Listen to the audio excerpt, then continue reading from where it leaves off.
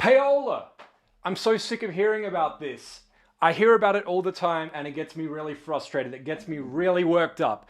The reason is a lot of people don't actually know what it means and they may be participating in it. Not only that, but there's actually two variations of the same word, as my camera gets all shaky from all this craziness. Payola, firstly, P-A-Y-O-L-A, is when people would go into a radio station with a bag of money or maybe a bag of something else that has value, and in return, they would be asking to put a song into rotation on radio and get it on the air and get it played. The reason this was made illegal is because radio stations pay when they play this music. That's why it became illegal very quickly. The other side of this is Playola, P-L-A-Y-O-L-A. This is when people go and pay directly for streams on music streaming platforms. A lot of artists come to me and say, "Why is this so bad? I'm just trying to get my numbers up. It's a good look for me. It will help." I can understand where you're coming from. And I've also seen artists compare this to social media and say, well, if I can buy followers on Facebook or Instagram and I don't get punished for that, why can't I buy streams on Spotify? The reason is simple. When you buy followers on social media, you're inflating your numbers, but you're not getting paid when you post. And yes, I know some people may argue that you can get in programs where you can monetize your posts, do sponsored posts, etc.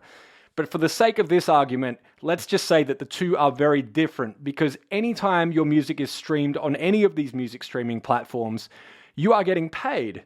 Not only that, but they are making that payment which your distributor is collecting and then paying that to you. Now, if people find out that you have paid for those streams, it means a real person wasn't listening.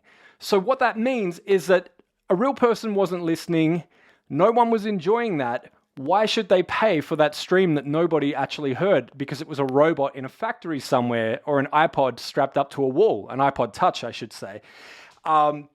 So my advice to all of you is do not buy these streams. The reason is it's not illegal, but it is very highly frowned upon.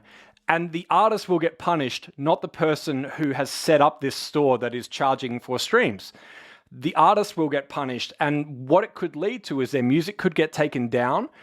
Their distributor may actually say, "We won't distribute your music anymore because of what you've done."